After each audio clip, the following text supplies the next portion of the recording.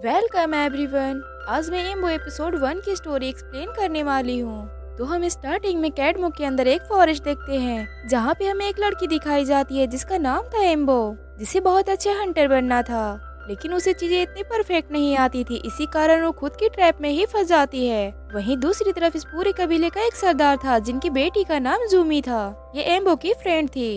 यहाँ जूमी को बताया जाता है कि बहुत जल्द कबीले का सरदार तुम्हें बनना है, ये सारी चीजें अब तुम्हें ही संभालनी है। यहाँ हम देखते हैं कि एक आदमी एम्बो के पास पहुँचता है जिसका नाम एटॉप था। उसे छुड़ाने के बजाय वैसे ही फंसा रहने देता है और उसे ये भी बोलकर जाता है कि आज जूमी की ग्राउंड सेरेमनी है जिसके अंदर तुम नहीं पहुँच पाओगे।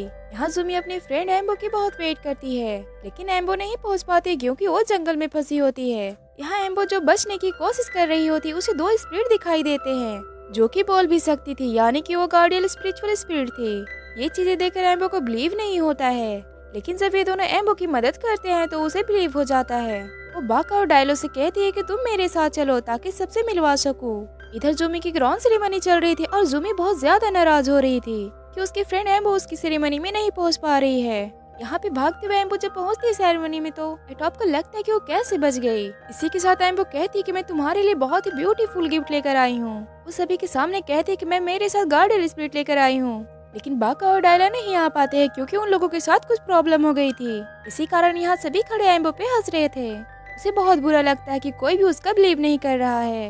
वो रोती हुई वापस से फॉरेस्ट पे पहुँच जाती है। उसे ट्री के नीचे बैठना बहुत पसंद था। तभी वहाँ बाका और डायला भी पहुँच जाते हैं जो कि एम्बो से माफी मांगते हैं। यहाँ इनके बीच में बात होती है कि फॉरेस्ट के ऊपर एक कर्ज लगा हुआ है, याकुराना का कर्ज, जिससे कि सभी लोग धीरे धीरे मरते जा रहे हैं और इस चीज का कर्ज एम्बो कहती है कि वो खुद हटाएगी। वो जूमी के पास हेल्प के लिए जाती है, लेकिन जूमी उसकी बातों पर यकीन नहीं करती है। एम्बो एक ऑर्फन चाइल्ड थी जिसे जूनी नाम की एक लेडी ने बड़ा किया था। वो एम्बो को कहती है कि तुम बिल्कुल अपनी माँ जैसी दिखती है जिनका नाम लिजनी था। जूनी कहती है कि मैं गार्डियन स्पिरिट पे बिलीव करती हूँ और इसके साथ लिजनी की भी बहुत सारी बातें जो तुम्हें बतानी है। कल सुबह उठने पे मैं सारी चीजें तुम्हें जरूर बताऊंगी। ये बात सोचकर एम्बो सो जाती है, लेकिन इन दोनों की बातें ब्लैक स्मोक के अंदर एक स्नेक भी सुन रहा था। अगली सुबह एम्बो उठते ही जूमी के पास जाती है और उसे कहती है कि आज जूनी मेरे मॉम के बारे में बताने वाली है कि मेरी माँ कैसी थी और फॉरेस्ट का कर्ज कैसे टूटेगा। जूमी ना चाहते हुए भी एम्बो के पीछे पीछे चली जाती है।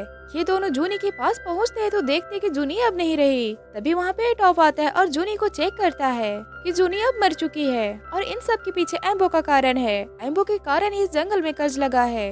अगर वो यहाँ से चली जाएगी तो सब कुछ ठीक हो जाएगा। ये चीज एम्बो को बहुत बुरा लगता है। जूमी इसी कारण एटॉप को भी डांटती है कि तुम्हें क्या जरूरत थी ये सारी चीजें कहने की। एटॉप कहता है कि मैं जंगल के अंदर जाऊंगा और एम्बो को पकड़कर मार डालूंगा।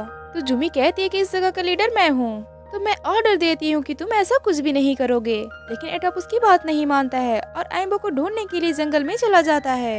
यहाँ एम्बो को जूनी ने बताया था कि इस जंगल का कर्ज तोड़ने के लिए मोटरेलो मामा से मिलना पड़ेगा, वो उसे आगे की सारी चीजें बता देगी। यहाँ एम्बो उसी ट्री के पास पहुँच जाती है जहाँ उसे एक छोटा सा टर्टल मिलता है। इस टर्टल से लगता है कि सारी मोटरेलो मामा तक पहुँचने का है। वो अब अकेले ही उससे मिलने के लिए निकल पड़ती है। जहाँ उसे इस जंगल में भूख लग जाती है। वो फ्रूट तोड़ने के लिए एक ट्री पे पहुँचती है तो वहाँ बहुत सारे बैट्स होते हैं जो कि उसे उड़ाकर अपने साथ ही ले जाते हैं। लेकिन यहाँ एम्बो को बाका और डायलो बचा लेते हैं। ये दोनों एम्बो के साथ चलने के लिए रेडी हो जाते हैं। बाका और डायलो से मिलकर एम्बो तो पहले बहुत रोती है कि जूनी अब इस दुनिया में नहीं रही। तो दोनों एम्बो को समझाते हैं कि तुम्हें उसे अलविदा करना ही होगा। यहाँ जूनी को अलविदा कर चुकी थी। जूमी अब सरदार के पास बैठी थी और उन्हें बताते कि एटॉप ने उसकी बिल्कुल बात नहीं मानी।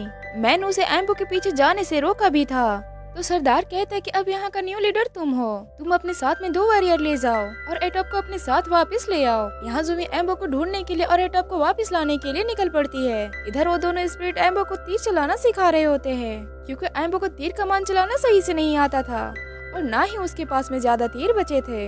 तभी यहाँ डायला एक तीर निकाल कर एम्बो को देती है और कहती है कि ये तुम्हें आगे जाके काम आएगा। अभी सभी लोग एक फॉल के पास पहुँच चुके थे जिसकी दूसरी तरफ सभी लोगों को जाना मना था क्योंकि यहाँ पे याकुराना रहती थी। याकुराना एक इविल स्पिरिट थी। जहाँ एम्बो नदी के दूसरी तरफ पहुँचती है तो उसे वहाँ शहरी इंसान दिखते हैं और साथ में बहुत सारी मशीनें जो कि फॉरेस्ट में माइनिंग करने के लिए पहुँची थी। इसी के साथ एक साइंटिस्ट भी एम्बो को देख लेता है और उसे ऑलमोस्ट हिप्नोटाइज कर ही चुका था कि तभी बाका और डायला आकर उसे बचा लेते हैं। ये तीनों अपनी जान बचाते हुए बहुत दूर तक भागते हैं। क्योंकि इनके पीछे याकुराना भी थी। इन तीनों के पास कोई ऑप्शन नहीं था पानी में कूदने के सिवाय, और अब ये लोग पानी में कूद जाते हैं, जहाँ पे एटॉप अपने साथ में एम्बो को ले जाता है। उसकी आंखों पे पट्टी बांधकर उसके हाथ को भी बांध देता है।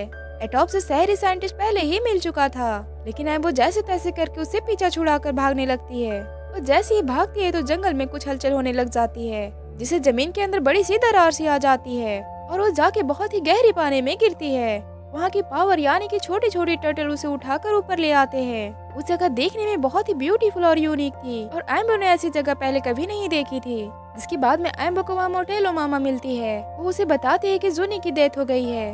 मोटेलो मामा कहती है कि तुम बिल्कुल अपनी माँ जैसी दिखती हो। तो एम्बो कहती है कि मेरे अलावा मेरी माँ के बारे में सभी को पता है। तो गाइस नेक्स्ट एपिसोड देखने के लिए मेरे चैनल को सब्सक्राइब करें और वीडियो को लाइक करें और बेल आइकन को प्रेस करें। Thanks for watching.